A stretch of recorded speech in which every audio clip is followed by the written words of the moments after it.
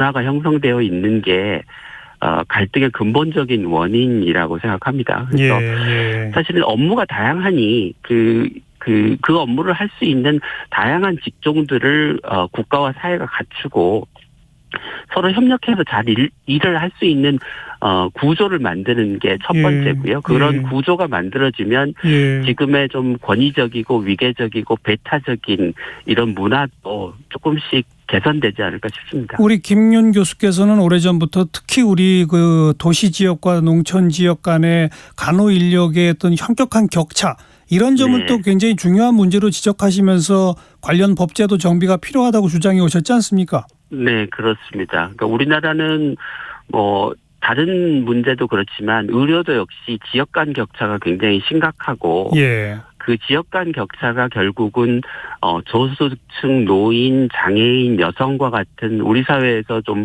보호받아야 할 계층들이 제대로 의료의 혜택을 못 받게 되는 결과로 이어지고 있어서 그런 문제를 해결하려면 의사도 늘리고 간호사도 늘리고 정부가 제도화 시스템을 제대로 만들어서 배출된 간호사들이 지금 비어있는 곳에 가서 제대로 일을 할 수 있도록 만들어 줘야 돼서 요번에 이런 뭐 간호법을 계기로 이제 많은 국민들이 관심을 갖게 됐으니 이것을 계기로 해서 인력들의 역할을 좀 서로 상생하는 구조로 협력하는 구조로 그러면서 국민들이 어떻게 더 좋은 서비스를 받을 수 있을지에 초점을 두고 대타협을 해야 되지 않을까 싶습니다. 그런데 사실 이 의료 전문 인력의 최정점에 있는 의사분들이 우선 의사 늘리는 것부터 결사반대하면서 사실 절충 타협이 안 되는 거 아닙니까?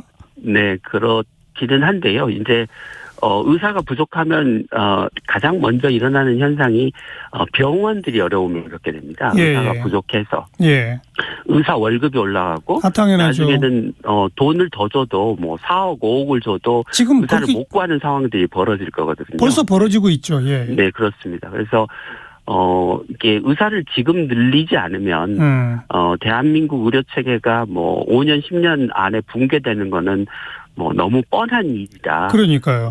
더 이상 늦춰서는 안 될 것 같습니다. 네. 병원들이 어려워지는 게 이미 현실화됐으니까 의사들도 마냥 반대는 못할 거다. 그런 말씀이 바탕에 깔려 계시군요. 네, 그렇습니다. 그러길 기대해 봅니다.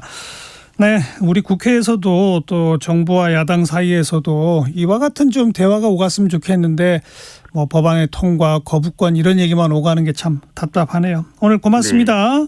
네, 고맙습니다. 서울대학교 의과대학 의료관리학 교실 김윤 교수였습니다. 네, 1부 마치겠습니다. 잠시 후 1시 2부에 다시 올게요.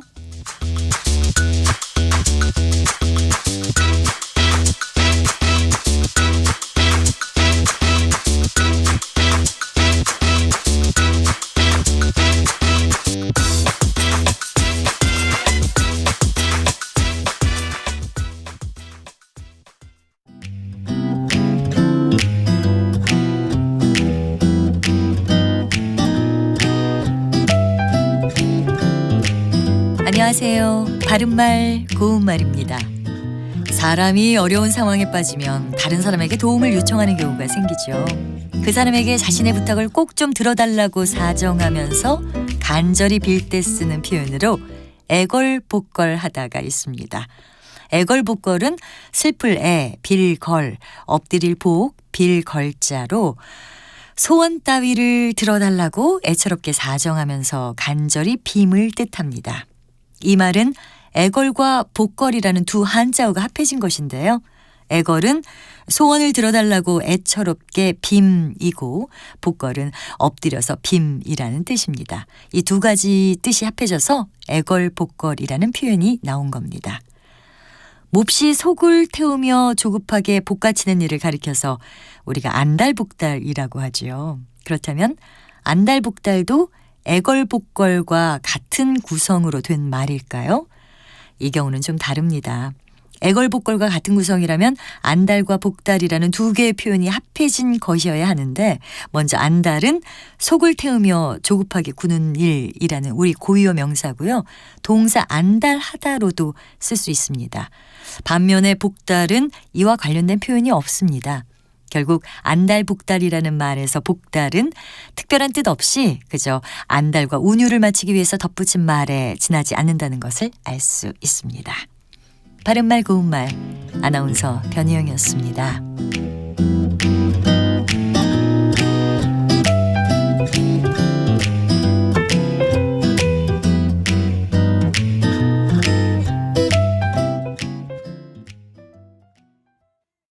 KBS 라디오를 스마트하게 즐길 수 있는 방법.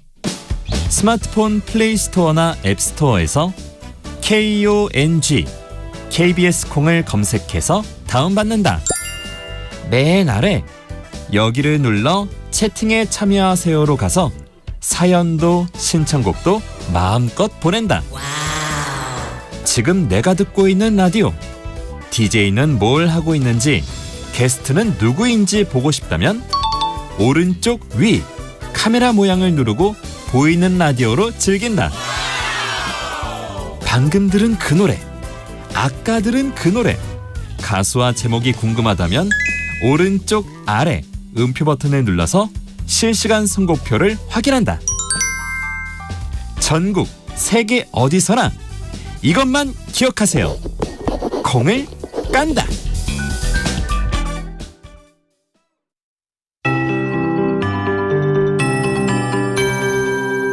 KBS 58분 날씨. 제주 삼각봉의 강우량이 1000mm를 넘기고 남부지방 곳곳으로도 300에서 400mm 안팎의 기록적인 강우량을 기록한 이번 비는 오늘 늦은 오후까지 전국 곳곳에 5에서 40mm 정도 더 지난 뒤 그치겠습니다. 일부 강원 남부와 남부지방은 밤까지 좀 더 비가 내릴 수 있겠고요. 내일도 제주는 늦은 오후까지 가끔 비가 오겠고 충청권 남부지방은 내일 오전부터 오후 사이에 약한 비나 빗방울이 좀 더 떨어지겠습니다. 비 관련 특보는 모두 해제됐는데 오늘은 바람 피해 없도록 각별히 주의하셔야 되겠습니다. 경상권 해안과 울릉도 독도는 강풍특보가 내려져 있고요. 바람이 순간 풍속 시속 70km 이상으로 매우 강하겠습니다. 서해 우도와 인천 옹진군에도 강풍특보가 발효 중이고요. 서울 등 수도권을 포함한 그 밖의 지역도 오늘 바람이 매우 강해서 시설물 관리와 안전사고에 주의하셔야 됩니다. 대부분 해상의 물결도 여전히 매우 높습니다. 풍랑특보 유지된 곳이 많습니다. 오늘 낮 기온은 서울 15도 등 전국이 11도에서 20도에 머물면서 좀 쌀쌀하겠고요. 바람까지 강해서 체감온도는 이보다 낮습니다. 평년보다 낮은 기온은 모레 월요일 낮부터 풀리겠습니다. 현재 서울 기온은 12도, 어제와 오늘 서울에는 77mm의 비가 내렸습니다. 기상청에서 58분 날씨 최영우였습니다.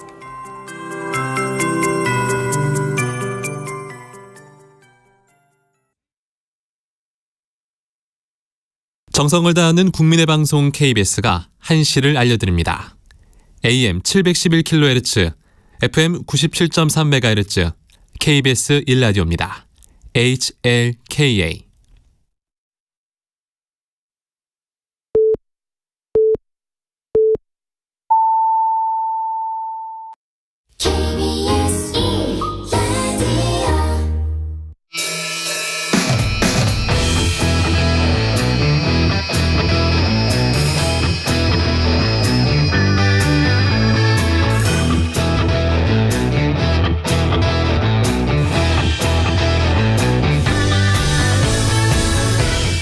KBS 1라디오의 모든 프로그램 유튜브에서도 함께 하실 수 있는 점 알고 계시죠? 유튜브 통해서 실시간 방송 보실 수 있고요. 정치, 경제, 사회, 문화 등 이 다양한 분야의 명품 콘텐츠들도 많이 마련되어 있습니다. KBS 1라디오 유튜브 채널 구독, 좋아요, 그리고 댓글 많이 부탁드리죠. 정관용의 시사본부 토요일 2부 출발합니다.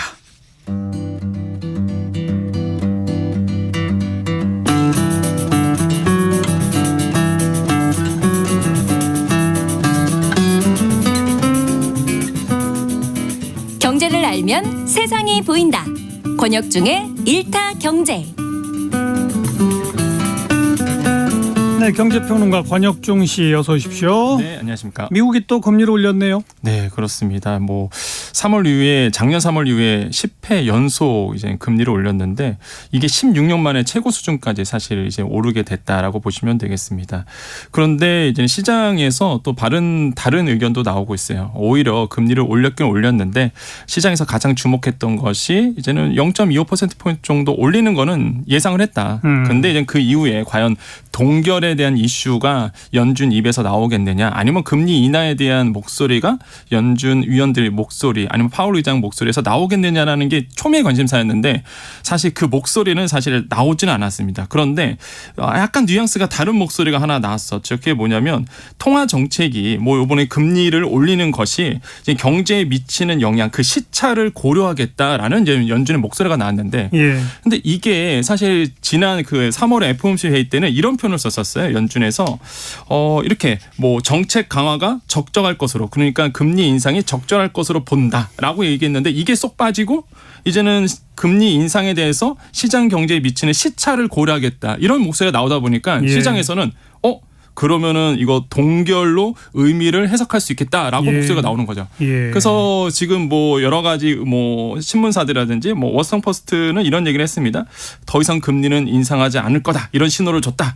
로이터 통신은 추가 인상을 중단할 수 있다, 이런 목소리로 해석을 하고 있는데, 그런데 중요한 게 연준 목소리나 파월 의장의 입에서 그 누구도 금리 인상 중단을 시사하거나 이런 얘기를 하지 않았습니다. 그러니까 시장에서 기대하는 거를 이제 언론에서 계속 얘기하고 있는 거죠. 한마디로 동결할 거다, 조만간 추가 인하할 거다, 금리 인하할 거다, 이런 얘기가 시장에선 가장 바라고 있는데 이거를 이제는 그렇게 좀 해석을 해서 나오고 있다는 거다. 그래서 지금 시장에서는 금리 인상 중단, 이게 이슈인데 사실 이건 팩트는 아니다라고 좀 말씀을 드립니다. 그러니까 올릴 만큼은 올리긴 올렸으니까 이제 그만 올릴 때도 된 거 아니야라는 인식인데 연준은 그걸 공식적으로 인정하지는 않고 있다. 맞습니다.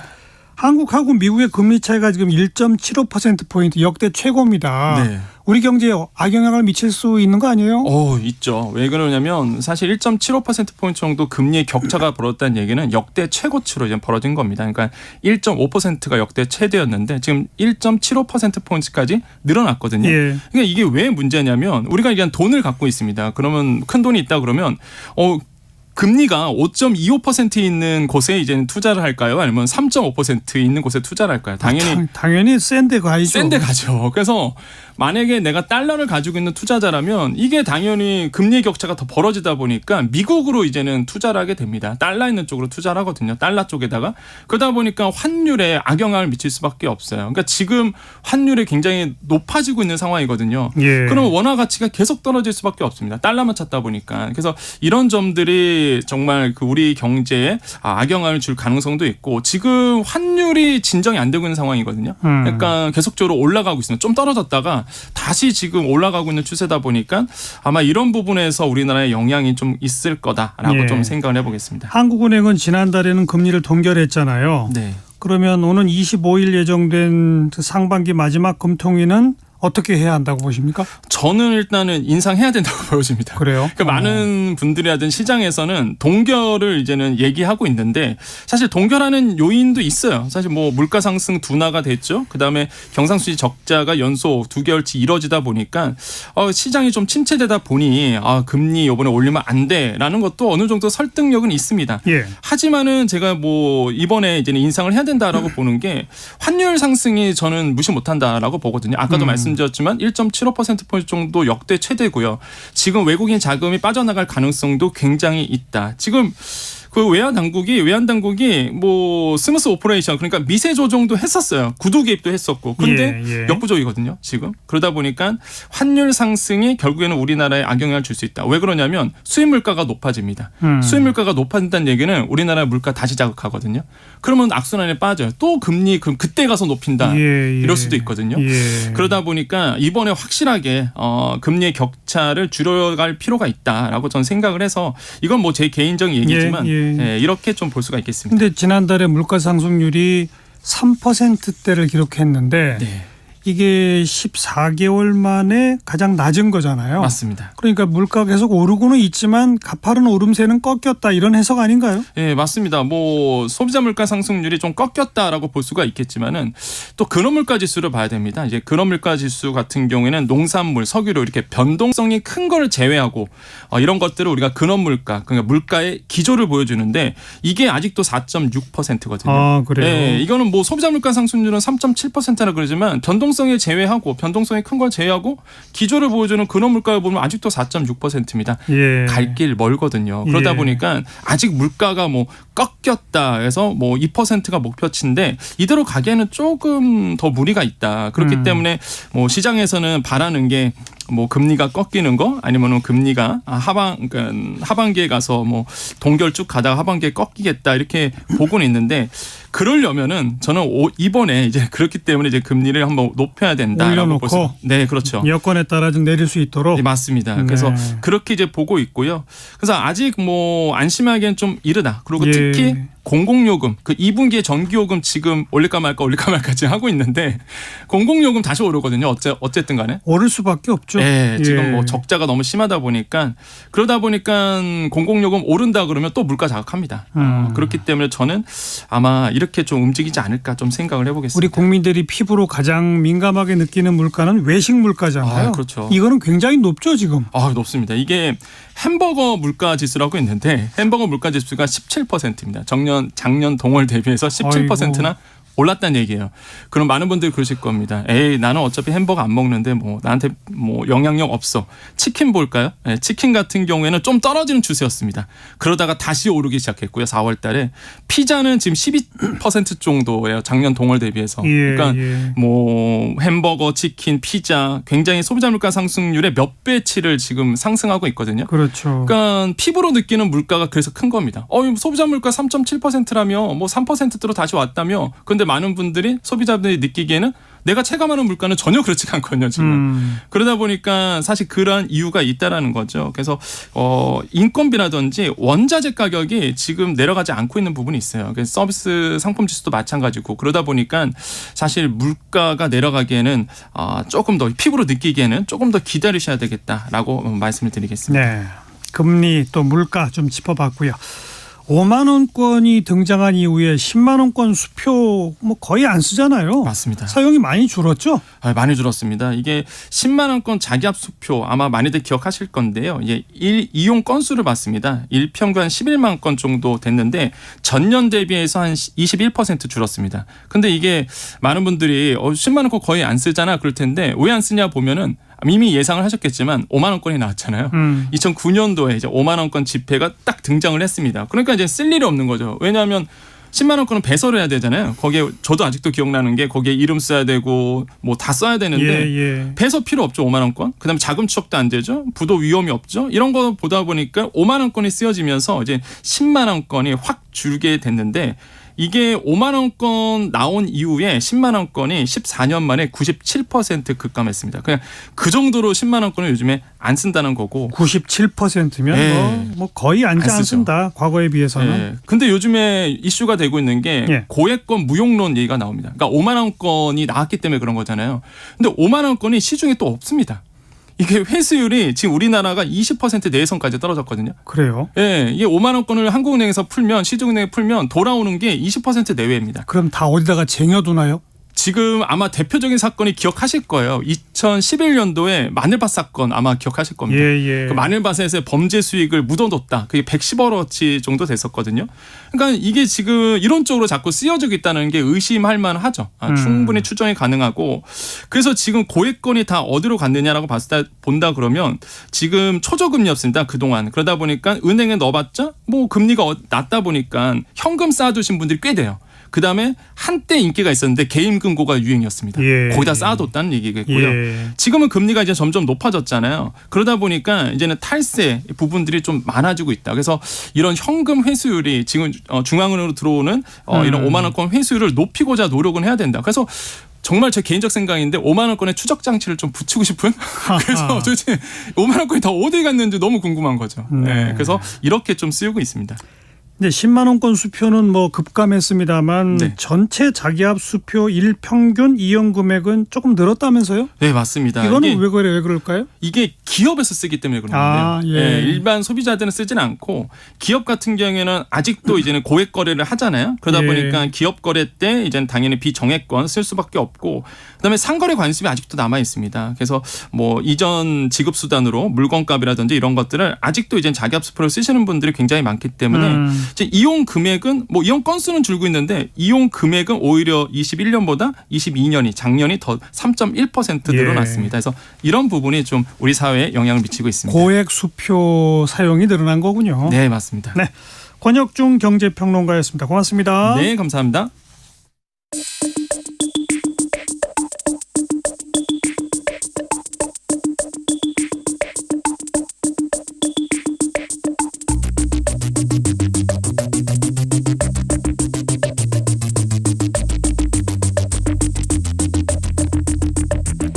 뜸들이지 않습니다. 알맹이부터 찌릅니다. 고수들의 진검승부, 끝장토론 각설하고 주요 정치 이슈들 거두절미하고 알맹이부터 끝까지 토론해보는 끝장토론 각설하고 합니다. 시사평론가 이종훈 박사 그리고 민주당 민주연구원 부원장 현근택 변호사 두 분 오늘도 나오셨습니다. 어서 오십시오. 네, 안녕하세요. 네, 전반부 공통질문입니다. 이번 주에 뜬 인물 진인물. 먼저 뜬 인물 이종훈 박사. 네, 조국 전 장관 저는 이제 꼽았는데요. 요즘에 그 윤석열 대통령의 뭐 지인으로 굉장히 많이 알려져 있는 그 심평 변호사가 연일 그 총선 출마설을 계속 제기를 하고 있습니다. 그렇죠. 네, 거듭해서 계속 언급을 하고 있어서 그 배경이 뭐냐? 이거에 대해 좀 관심이 좀 굉장히 모아지고 있는데요. 뭐 제가 보기에는 수도권에서 한동훈 대 조국 구도 이런 거를 좀 미리부터 지금 판을 깔고 가시는 게 아닌가 그런 생각을 좀 해봤습니다. 네. 나옵니까? 조국 교수? 모르죠. 근데 가능성은 열려 있는 것 같습니다. 본인의 질문에 대해서도 지금은 답할 수 없다는 식으로 얘기를 하는 걸 보면 그죠? 그거는 정치인들이 봤을 때는 나온다는 얘기로 들리죠. 그러니까요. 네, 보통 안 나옵니다. 이렇게 얘기하지 않고 뭐 고민해 보겠습니다. 뭐 지금 모르겠습니다. 이거는 대부분 이제 나온다는 뜻을 보는데 일단은 뭐 얼마 전입니다만 이제 원래 방배동 사시다가 봉천동으로 왔고 이사 왔고 봉천동이 또 어찌 보면 민주당의 텃밭이라 할 수 있는데 거기 관악 갑구거든요. 그러다 보니까 그리고 본인도 지금 뭐 사실은 정치인들이 예전에 문재인 대통령이 그러지만 북콘서트 하면서 전국 다니면 정치적인 기반을 닦는구나 이렇게 보거든요. 그러니까 대부분의 이제 정치 관심 있는 분들은 나오려는구나 이렇게 생각하는데 이제 이게 지금 말씀하신 것처럼 조국 장관 대 한동훈 장관 구도가 된다. 민주당 입장에서는 싹 그렇게 좋은 구도는 아니죠. 피하고 싶은 구도라서 심평 변호사가 아마 이제 그런 거를 노려서 자꾸 이제 펌프질을 하는 것 같은데 뭐 당내에서는 아마 뭐 좀 본인이 의사 표명을 하면 어떤 식으로 고민을 할 것 같습니다. 네. 뭐 재판을 받고 있어도 일단 출마 자격은 있는 거죠. 그럼요. 그리고 확정되기 전에는요. 대법원 확정의 결과에 따라서 뭐 의용직을 박탈당할 수도 있지만 어쨌든 뭐 총선까지는 대법원 확정은 안 날 테니까 그 얘기 이런 거죠. 그렇죠. 네. 참 하여튼 지속적으로 화제의 인물인 것만은 확실합니다. 네, 그럼 현근택 변호사 이번 주에 뜬 인물. 요즘 정치권에서 뜬 인물을 찾기 참 어렵습니다. 그래서 이분이 과연 떴다고 하는지는 잘 모르겠는데 아무튼 이 정광훈 목사라고 해야 되나 어쨌든 떴어요 정광훈 목사가. 그러니까 그게 좀 애매하긴 한데 어쨌든 이분이 이제 약간 팽당할 위치에 되니까 이번에 미국 방문할 때도 좀 대통령실에서 전화 받았다라고 하고 있거든요. 좀 막아달라 집회 같은 거를. 근데 재밌는 건 이거죠. 대통령실이나 국민의힘 측에서 말도 안 되는 소리 하지 말아라. 허위 사실이다. 막 이러면서 예를 들어서 뭐 워낙 고소고발 잘하시니까 바로 고소고발 하거나 법적 조치하겠다 이렇게 하면 좋은데 그러진 못하고 있거든요. 네. 왜냐하면 이제 그러면 국민들이 보기에 그렇게 법적 조치 좋아하는 분들이 왜 가만히 있을까? 저 말은 사실인가 보다. 그럼 그동안 이분이 광화문에서 계속 이제 집회를 많이 해왔잖아요. 주도하시고 이런 것도 대통령이나 대통령실의 영향 아닌가 이렇게 볼 수 있는데 제가 보기엔 정광훈 목사가 포인트는 잘 잡은 것 같아요. 나 혼자 안 죽는다. 나 혼자 안 죽어. 요즘 또 누구도 나한테 도와달라고 했다. 누구도 도와달라고 화두가 했다. 다 녹취록이잖아요. 그렇죠. 이분도 오는 거 다 녹음해놓고 하나씩 터뜨리면 감당 안 되거든요. 네. 그러니까 이분도 그래도 물귀신 작전이긴 하지만 어쨌든 그냥 죽지는 않겠구나. 이렇게 보는 것 같아요. 네. 그렇게 세요? 그러니까 제가 지난번에 예전에 이제 말씀드린 적이 있는데 잘 되게 하는 거를 도와줄 수는 없는데요. 예, 최소한 못 되게는 할 수 있다라는 거죠. 아니 근데 이제 아무튼 뭐 최고위원 또 대표 나서는 분들이 다 연락해서 도와달라고 할 만큼의 뭐 이만큼의 어떤 뭐는 있는 거 아니에요, 그러니까. 근데 이제 그런 거죠. 특히 또 이번에 뭐 최고위원이나 이런 거 다 되신 분들이 보면 이 이념 성향상 약간 극우지향적인 분들이 그렇죠. 많잖아요. 예, 그러니까 그분들은 어떻게 보면 정광훈 그 목사를 많이 추종하시는 태극기 집회 세력. 네. 어떻게 보면 본인들의 핵심 지지 기반일 수도 있는 겁니다. 그렇기 때문에 뭐 좀 찾아가고 그랬던 것으로 이렇게 봐야 되겠죠. 예. 뭐 홍준표 지사가 일가를 했던데 뭐 하나님도 내 눈치 봐야 돼, 까불면 안 돼, 뭐 이런 표현을 쓴다든지 사업을 망치게 하려고 뭐 알박기에 어떤 귀재나 명수처럼 이렇게 행동하고 있는 이런 건 오히려 보수 그 기독교 교단에서 좀 어떻게 조치해야 되는 거 아니냐라고 일가를 했던데 그런 움직임도 없죠 지금 사실. 예, 그렇습니다. 그러니까 보수 기독교계를 정광훈 목사가 뭐 대변하고 있거나 그런 상황은 아니에요. 거기도 다 따로따로예요. 예, 그렇긴 한데 그럼에도 불구하고 어떻게 못하는 보수 원로들이 보기에 정광훈 목사가 하고 다니는 이 얘기들 이런 것들이 본인들 입장에서는 공감되는 바도 많고 참. 그리고 또 어떻게 보면 좀 하나님도 일종의 까불지 않아야 된다는 게요. 그건 사실은 그런 건 좀 이제 굉장히 좀 위험한 발언인데요. 그거 말고 시국과 관련한 발언과 관련해서는 일종의 본인들을 대신해서 악역을 좀 맡고 있는 그런 부분도 없잖아 있는 겁니다. 예. 참. 자, 금주의 진인물로 가봅시다. 이종훈 박사. 네, 저는 뭐 김남국 의원 꼽았습니다. 예. 뭐 다 아시겠지만 지금 뭐 코인 거래 관련해 가지고 지금 이제 의혹이 지금 불거져 있는 그런 그 상황인데 그 코인을 이제 뭐 그 넣었다가 인출한 시점이 이게 참 좀 공교롭게도 그러니까 대선 직전이었단 말이에요. 그러니까 그때 같으면 그 친명계 핵심 중에 핵심이기 때문에 상당히 바쁠 때 아닙니까? 그런 와중에 이런 거래까지 챙겼다? 그 부분에 대해서도 좀 이제 의아해하시는 분들도 많고 또 이 코인 거래 관련해서 이제 실명제 도입 바로 직전이기도 또 하잖아요. 그런 부분에서도 이건 조금 좀 비윤리적인 행위를 한 거 아니냐 그런 지적을 지금 이제 받고 있는 그런 상황입니다. 어제부터 이게 갑자기 불거졌죠. 네네. 민주당 분위기는 어떻습니까? 일단 뭐 당에서 공식적으로 뭐 나온지 잘 모르겠고요. 이제 개인 입장에서는 그동안 어쨌든 실명을 해왔다 내가 그리고 흘린 게 좀 문제 있는 거 아니냐 검찰 쪽에서 흘린 게 아니냐 이렇게 보는데 그런데 이제 이런 문제는 나올 수 있죠. 왜냐하면 이게 이제 과세 좀 세금을 유보하는 거에 대해서 뭐 물론 본인이 한 건 아니지만 공동 발의를 했고 이제 유세 되다 보니까 그게 있었고 그다음에 이제 재산 등록에 코인은 재산 등록 대상이 아닙니다. 그러다 보니까 이제 재산 등록한 금액에 비해서 훨씬 많은 금액이다 보니까 문제가 되는데 어찌 보면 사실 코인 뭐 투자 자체가 문제는 아니에요. 우리 이준석 대표도 뭐 코인으로 해서 선거 몇 번 치렀다 이거 하고 있으니까 선거 몇 번 치를 돈을 벌었다. 그렇죠. 뭐 그렇게 그러니까 이제 젊은 정치인들이 다른 거죠. 그러니까 세대되고 다르고 이걸로 또 그냥 일반인들이 생각 못하는 돈들을 이제 굴리고 있어서 그거 자체가 제가 보기엔 뭐 불법은 아니니까 문제는 없는 것 같은데 그래도 약간 그 유보 법안을 발의하고 그다음에 재산 등록을 만약에 그거를 현금화를 하거나 이랬으면은 뭐 다른 계좌로든 아니면 뭔가 이제 등록을 하는 방식이 더 낫지 않았냐 뭐 그런 얘기는 좀 있는 것 같습니다. 근데 만약 그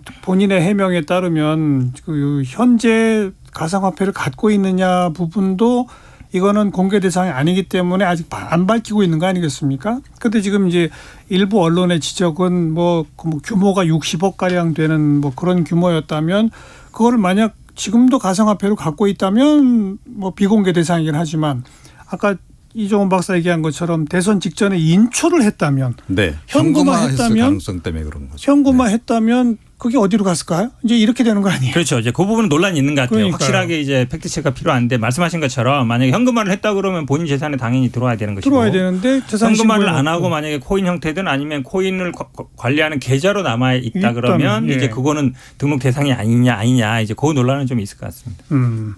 아무튼 요건 이제 초입이니까 논란의 초입이니까 조금 더 지켜볼 때 모인 것 같고요. 현근택 변호사는 금주의 진인물?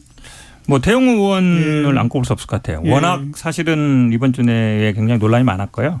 제가 유의 있게 본 거는 이제 김재원 최고위원이 그전에는 뭐 중징계 1년 당원권 정지되는 거 아니냐. 다음 총선 못 나는 거 아니냐.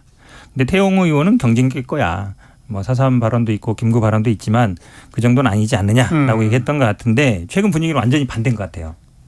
태영호 의원은 절대 안 된다.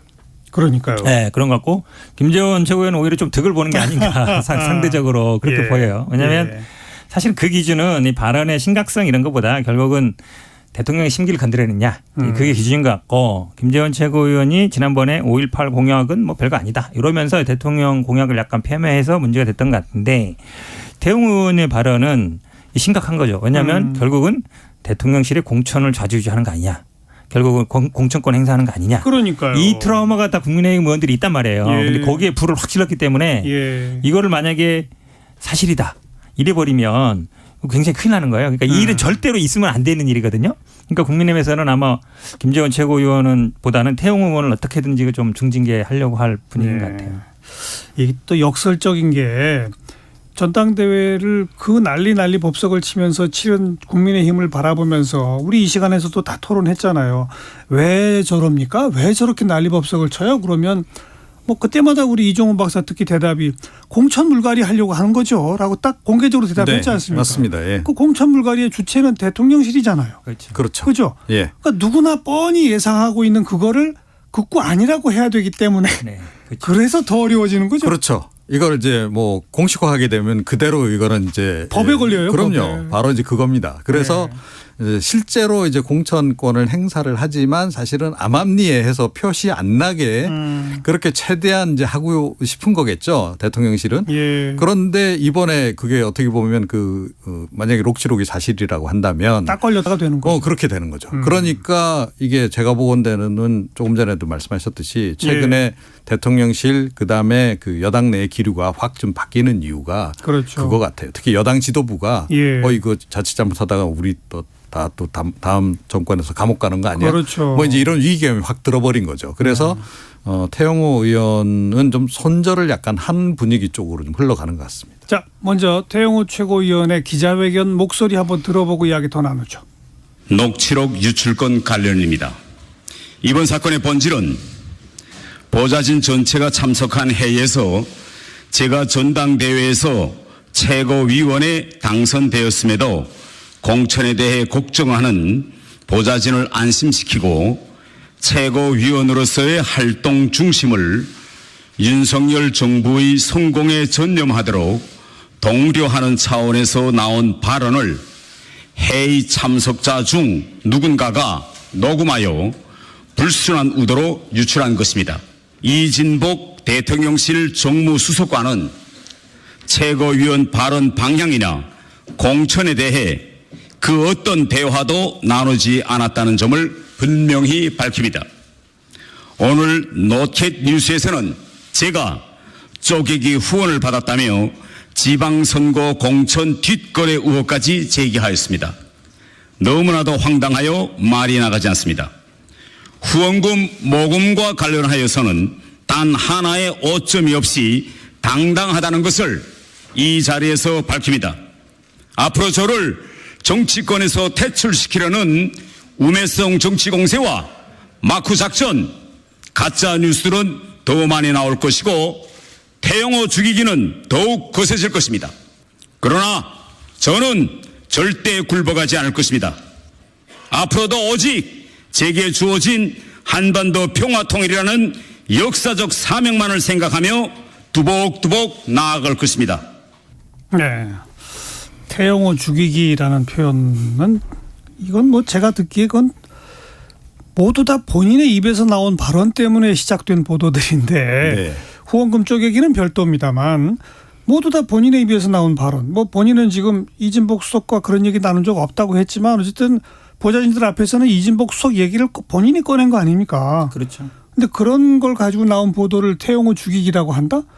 이건 누가 봐도 상식적으로 안 맞는 거 아닌가요? 그렇죠. 지금 말씀하신 게 딱 맞는 거예요. 왜냐하면 실제로 현실적으로는 대통령실에 다 할 거고 그렇게 다 알고 있고 그게 알고 있는데 이거를 공식적으로 말을 못 한다는 거거든요. 그게 어찌 보면 이제 정치 문화고 대한민국에서 정치하는 정치인들은 다 알고 있고 그러니까 알지만 말을 못 하는.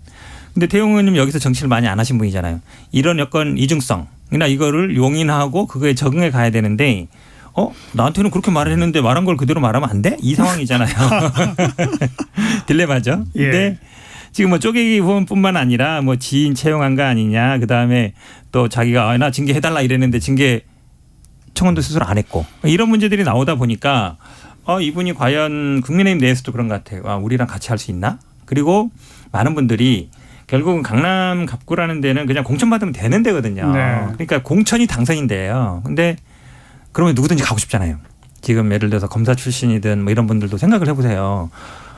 당선되는 데 가고 싶거든요. 그럼 수도권에 많지 않아요. 그중에 강남은 A급 중에 A급지입니다. 그럼 다 노릴 거예요. 그러면 당연히 다음에 공천이 대상이 될 수밖에 없는데 관심의 지역이고. 근데 과연 이분이 가만히 있지는 않을 거예요. 제가 봐도 당연히 반발을 하겠죠. 막 이렇게 폭로할 수는 있는데 과연 그 정도 정치적인 영향력이 있느냐. 그 부분이 좀 회의적이에요. 그러니까 이준석 대표만 해도 뭐 3030 지지도 있고 막 여러 있는데 이분은 저희 거의 혼자거든요. 고립무원이죠. 고립무원이에요. 근데 국민의힘 지지자든지 아니면 국민의힘 내에서 지지자를 못 찾으면 여론도 그렇고 민주당에서 옹호해 줄 리도 없고요. 그럼 제가 보기에 좀 어려운 국면으로 가고 있는 것 같아요. 그런데 제가 보건대는 굉장히 국민의힘에는 앞으로 아마 더 부담이 되는 존재가 될 가능성이 높다라고 봐요. 그러니까 이 뒤에 좀 조금 전에 이제 들어보셨겠지만 뒷부분은 자기 가만 안 있겠다라는 얘기거든요. 그러면 이제 그동안에 뭐 추가적인 녹취록이 또 어떤 게 더 나올지도 몰라요. 본인 스스로가 그런 걸 또 공개하려고 들 가능성도 굉장히 높습니다. 아직까지는 그래도 본인 공천 문제가 걸려 있으니까 지금 뭐 윤 대통령이라든가 뭐 대통령실하고 대립각을 안 세우지만 이거 도저히 이런 식으로 해서 나 공천 못 받겠는데 확실해진다라고 했을 때는 태도가 좀 바뀌는 거죠.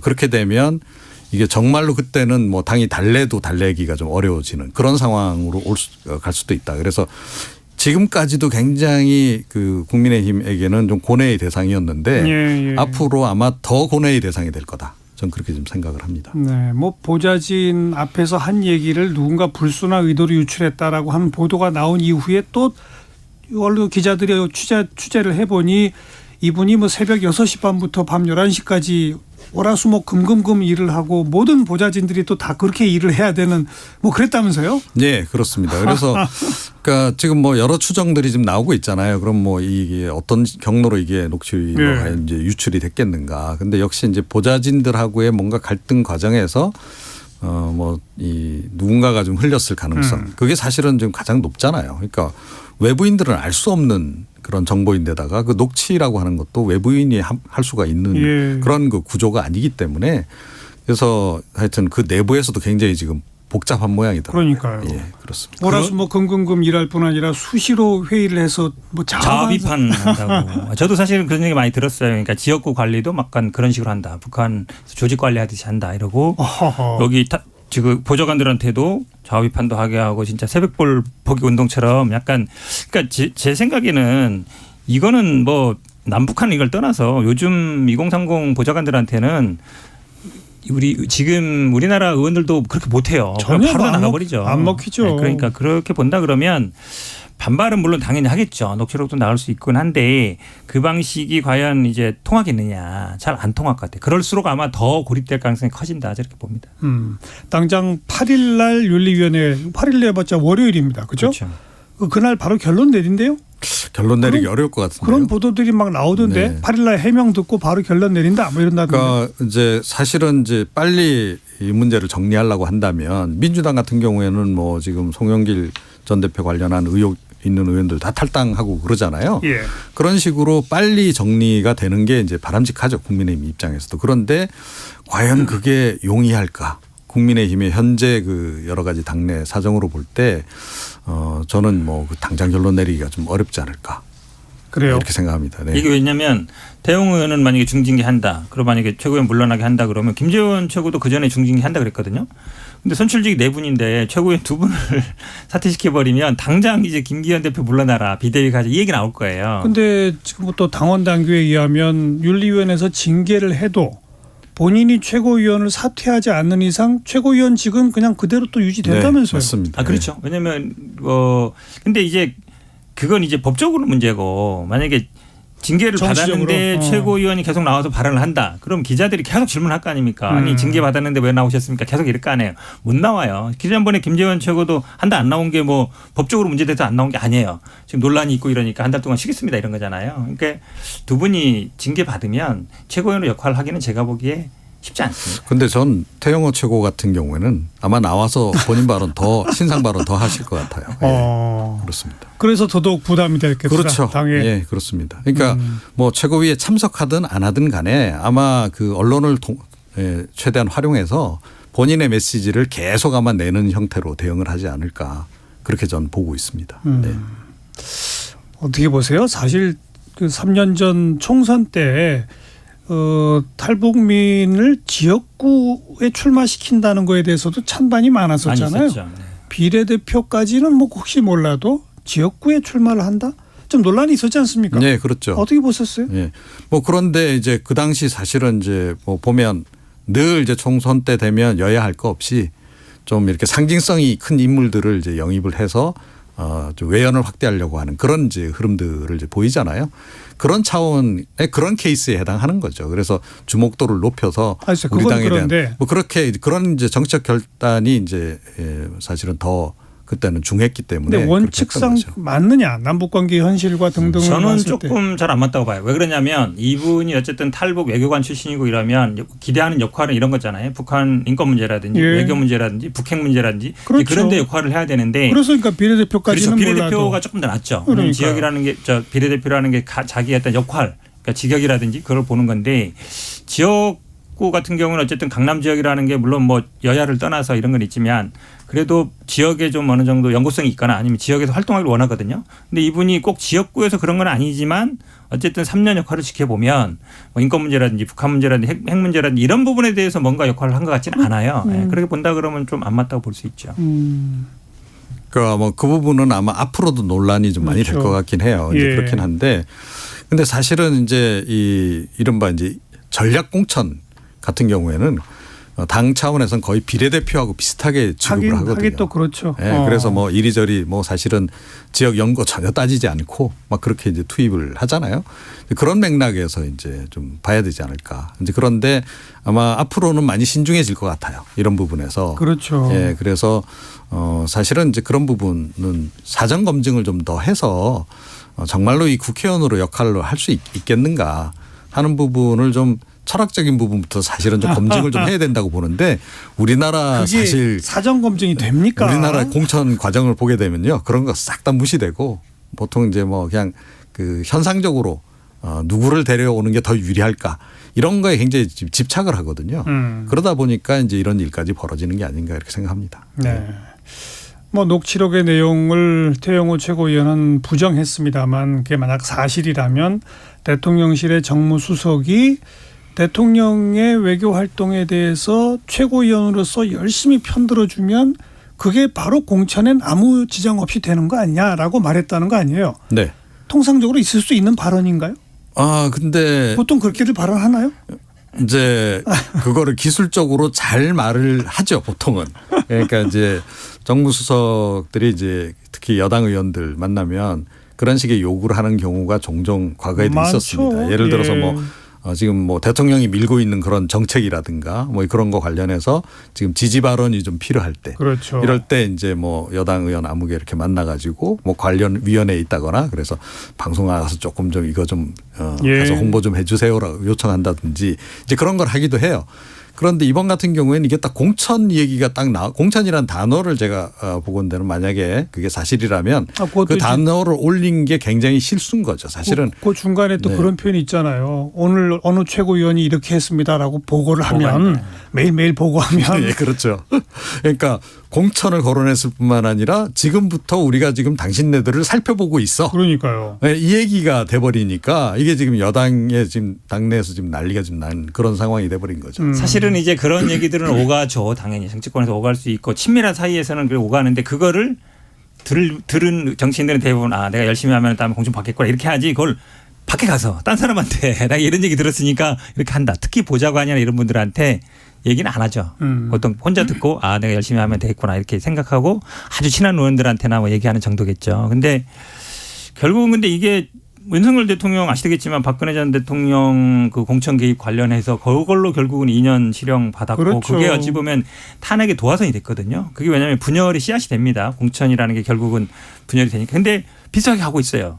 지금 왜냐하면 이 얘기 들으면 국민의힘 의원들이 설마 저럴 일은 없을 거야 라고 생각하는 사람이 누가 있겠어요. 저는 110 몇 분 중에 한 분도 없을 거라고 그렇죠. 봐요. 네. 그렇게 본다 그러면 다 이제 당장 공천 눈앞에 공천 문제가 눈앞에 닥친 거예요. 여기다 대고 이제 이준석 전 대표는 또 불을 지르더라고요. 국민의힘 초선 의원 중에 다음 공천 받을 사람 한 명도 없다 막 이랬더라고요. 네. 근데 그런 얘기는 벌써부터 사실은 돌았고 네.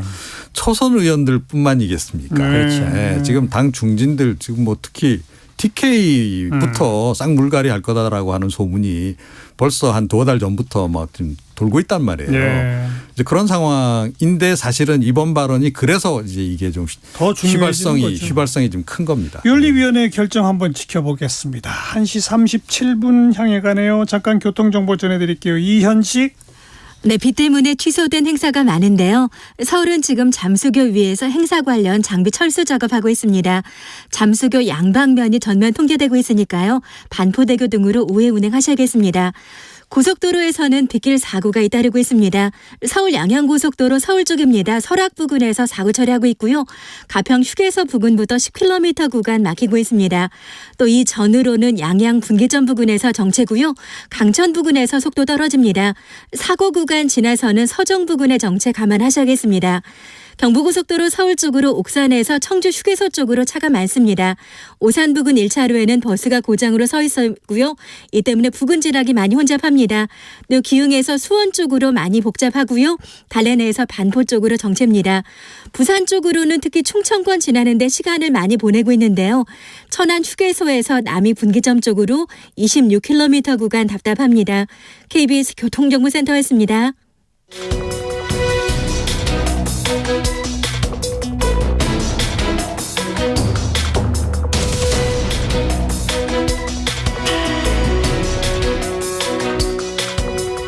여러분께서는 끝장 토론 각설하고를 듣고 계십니다. 정관용의 시사본부 매주 토요일 2부 끝장토론 각설하고 시사평론가 이종훈 박사, 민주당 민주연구원 부원장 현근택 변호사 두 분과 함께하고 있고요. 후반부 공통질문 이번 주에 가장 핫했던 말 한마디 이종훈 박사. 네. 저는 한동훈 장관 발언 뭐라고 꼽고 그랬죠? 싶은데요. 전임 정부가 마약 단속을 느슨하게 해서 마약 흡입 비용이 낮아졌다. 하하. 여기에서 왜 전임 정부가 나오나 하는 얘기와 더불어서 아직도 전임 정부 탓이냐. 그러니까 지난 그 1년 동안에 그 윤석열 정부 대통령실이나 또 그 관계자 말로 우리가 가장 많이 들었던 얘기 중에 하나가 문재인 정부 때 뭐 이래서 그것 때문에 이렇다. 이런 식으로 이제 계속 이제 이야기를 하는 바람에 은근히 지금 짜증 지수가 높아지던 그런 그 상황이고 이제 더 이상 그 얘기 하지 마라. 뭐 이제 1년 넘어가는 상황에서 더 그런 얘기하는 거 좀 이제 좀 바람직하지 않다라고 얘기하는데 이 또 이 묘한 시점에 바로 그런 시점에 한 장관조차 이런 발언을 하고 나서니까 이것도 역시 좀 알겠습니다. 총선 출마용 발언이냐 이런 얘기까지 나오고 있습니다. 현근택 변호사는 가장 핫했던 말. 저는 이진복 정무수석이 뭐라 그랬냐면 윤석열 대통령이 원내대표끼리 만나자. 그 얘기를 했단 말이죠. 아니 잘 본 적이 없는 경우죠. 당대표는 우리가 매일 언론이나 방송에 나와서 좀 만나세요 매번 했잖아요. 만나야 일단 얘기를 한다 그랬는데 그에 대해서는 이런 방구 얘기하지도 않고 마침 박광원 원내대표가 뭐 친명도 아니고 비명이고 이러니까만 딱 되자마자 원내대표끼리 한번 만납시다. 그건 제가 보기에 좀 정치적인 그동안에 뭐 꼭 관행 이런 걸 떠나서 경우도 아닌 것 같고 그래서 아마 이번 주 내내 논란이 됐던 것 같습니다. 네. 오늘 일부 시간에 그 송기현 민주당 원내수석부대표 인터뷰를 하면서도 제가 이 문제를 집중적으로 거론했습니다. 이재명 대표를 먼저 만나지 않으면 그러면 전혀 안 만나겠다는 것이냐. 제가 이제 단도직입적으로 이렇게 물었더니 딱 부러지게 그렇게 제가 표현한 건 아니고요. 라고 하면서 대통령이 일단 민주당을 당으로서 잘 인정하지 않는 태도를 계속 보여온 것의 이제 상징성이 이재명 대표를 안 만난 것이기 때문에 당으로서 인정하는 모습이 있어야 될 것이다라고 하는 전제 이런 표현을 쓰더라고요. 마지막에 가서는 어떻게 될 것 같아요? 그렇다고도 이재명 대표는 나 안 만나도 좋으니 원내대표가 일 만나라 또 이랬단 말이죠. 그러자 박광원 원내대표는 두 번 거듭 아니다. 여전히 당대표 먼저 만나야 된다라고 했는데 어떻게 될 것 같아요?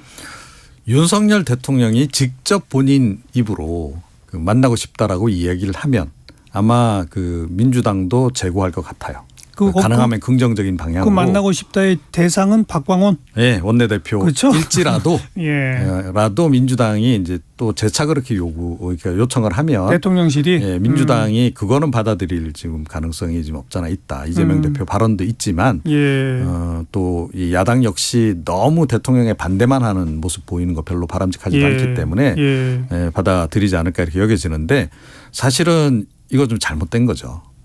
왜 대표는 안 만납니까? 그동안에 대표 만나서 이야기하라는 전문가들 지적도 많았고 또 이재명 대표가 뭐 영수회담 직접 제안한 적도 있고 여러 번 했죠. 그런데 윤석열 대통령은 기본적으로 이재명 대표를 범죄자 이렇게 보는 것 같아요. 그렇죠. 범죄자하고 무슨 국정 문제를 논하느냐. 뭐 그런 게 좀 있는 것 같고. 근데 이번 원내대표하고의 이제 회동 제안은 뭐 호의적으로 보자면 그나마 이제 좀 약간 협치를 그렇죠. 하려는 그런 좀 움직임으로 읽히기도 하고 또 뭐 당장 민생 법안들 지금 통과시키는 게 필요하니까 그걸 좀 진전시키기 위해서 그런가 보다라고 볼 수 있는 대목이 있는데 악의적으로 해석하자면 또 다른 좀 이제 의혹을 우리가 제기할 수 있어요. 그게 뭐냐면 이거 민주당 내분을 노린 거 아니냐. 갈라치기. 그겁니다. 그러니까 박광원 원내대표가 어찌됐건 비명계란 말이에요.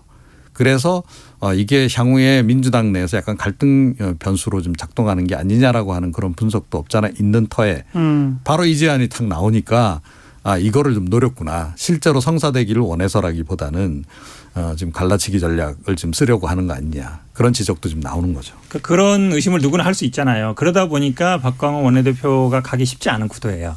뭐 아시겠지만 그러니까 원내대표라는 게 이제 원내에 이루어지는 일을 하기 때문에 어떤 법안이 이슈가 되면 국회의장이 양당 원내대표를 불러서 하는 걸 너무나 많이 봐왔어요. 그리고 대통령이 어떤 외교 순방을 갔다 오면 오부요인 불러서 설명하고 그다음에 여야 대표 불러서 설명하고 그게 어찌 보면 기본적인 구도잖아요. 상권 분립 구조에서. 근데 대통령이 당대표는 빼고 그다음에 원내대표는 만난다. 이상하죠. 차라리 2대2로 만난다. 당대표 원내대표 같이 가서 만난다든지 그러면 또 말이 될 수 있어요. 그래서 제가 보기에는 박광원 원내대표가 아마 윤석열 대통령이 직접 본인 입으로 하지도 않을 것 같고 또 한다 해도 응하기 쉽지 않고 만약에 응한다 그러면 당장 당내에서도 여러 가지 논란이 나올 수밖에 없어요. 박광원 원내대표가 자기 정치하네. 대통령하고 직접 소통하네. 이런 문제가 될 수 있어서 응하기는 쉽지 않다고 봅니다. 그러니까 모양새상으로는 아까 송기현 원내수석의 표현도 그렇고 이정훈 박사의 해법이 어떤 의미에서는 묘안이에요. 윤 대통령이 본인의 입으로 민주당이 원내대표와 함께 회동해서 현안 문제를 논의합시다 이렇게 하면 민주당은 인정한 셈이 되니까 그런 발언이 나오고 이재명 대표가 다시 한번 우리 박광원 원내대표 얼른 가서 협의하도록 하세요. 이렇게 해야 되겠군요. 그렇습니다. 사실은 이게 별거 아닌 것 같아도 정치권의 나름 의전이라고 하는 게 또 있는 거잖아요. 그게 또 중요하기도 하고. 여야 대표가 됐건 원내대표가 됐건 대통령이 매일처럼도 통화하고 해야 되는 게 현대 정치인데 그 한 번 만남을 가지고 또 이 난리법석을 타는 게 참 답답하긴 하네요. 민주당 내부로 가서 윤관석, 이성만 두 의원의 탈당 당 지도부가 탈당하라고 했겠죠. 그렇죠. 아무래도 여론도 안 좋고요. 계속 당내에서 빨리 조사도 안 하냐. 그다음에 책임져야 되는 거 아니냐. 여론도 있었고 본인들은 어쨌든 지금 소환된 것도 아니고 지금 중요한 건 이제 녹취록이 나왔는데 그게 이제 정리는 잘 안 되는 구조입니다. 그렇긴 한데 그래도 검찰 수사라도 받고 뭔가 밝혀진 게 있으면 하겠다 이런 입장인 것 같은데 여론이 워낙 안 좋고 이러다 보니까 지도부도 설득했던 것 같고 본인들도 어쨌든 사법 절차는 본인이 해결해서 돌아오겠다 이런 입장이었던 것 같습니다.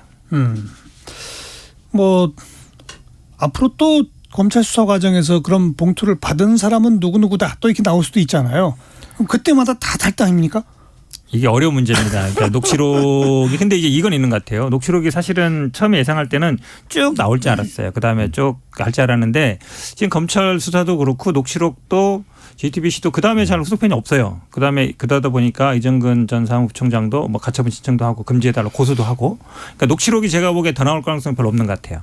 그런데 그런 검찰 수사가 빨리 진행되느냐 그것도 별로 아닌 것 같아요. 그러니까 송영길 대표가 뭐 검찰에 나간 것도 과연 뭐 법적으로는 제가 보기에 큰 의미는 없고 이제 정치적으로는 본인한테는 좀 필요했던 것 같아요. 왜냐하면 안 들어오니까 우리 여기서도 그렇고 빨리 들어오십시오. 언론에서도 빨리 들어오십시오. 당에서도 빨리 들어오십시오 이랬거든요. 그러면 들어오면 바로 이제 수사 될지 알았는데 지금은 뭐 강내구 전 감사 지금 영장 재청구한다는 얘기밖에 없고 수사 진행되는 게 별로 없어요. 그러다 보니까 뭐가 있는 건가? 이제 이런 오히려 분위기로 가는 것 같아요. 그런데 민주당이 참 이런 건 잘하는 것 같아요. 제가 보건대는. 그러니까 빨리 지금 불을 끄기 위해서 지금 조치를 취하는 건데 이미 조금 늦었다고도 볼 수 있죠. 그렇게 볼 수도 있지만 그러니까 상대적으로 국민의힘이 머뭇거리는 거에 비해서는 그래도 속도가 좀 빠르게 이걸 정리를 하려고 한다. 그러니까 뭐 정치적으로 부정적으로 보자면 꼬리 자르게 한다 이렇게 볼 수도 있는데 일단 불이 난 상태에서는 그래도 이거를 빨리 이제 불 끄는 작업 이런 것들이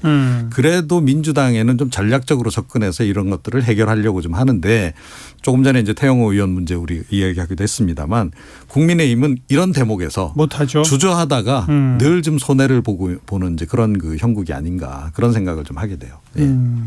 송영길 전 대표가 검찰에 혼자 간 건 어떻게 생각하세요? 그거는 사실은 좀 정치쇼의 성격이 강하다 이렇게 생각합니다. 그러니까 저는 이분이 그 프랑스 현지에서 조금 더 시간을 갖고 법적 대응 준비 철저하게 한 상태에서 들어올 줄 알았거든요.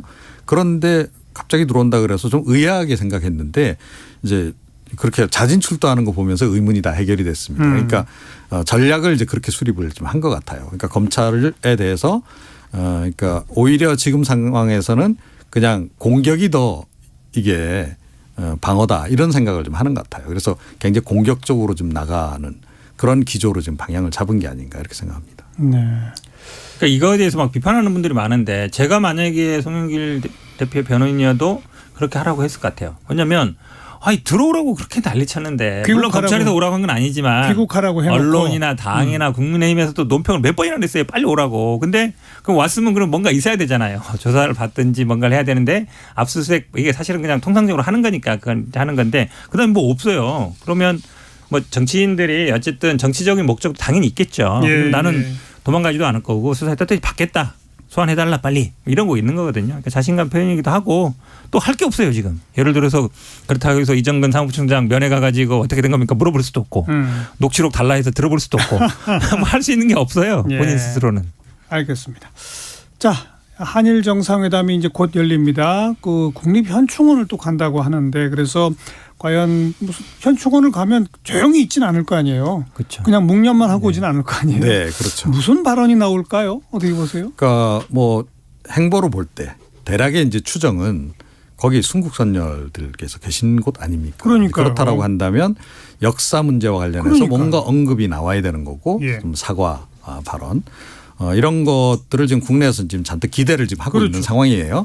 그런데 과연 그 기대에 부응하는 그런 행보를 보여줄지 그걸 잘 모르겠습니다. 그러니까 기시다 총리가 최근에 많이 업되어 있는 건 확실해요.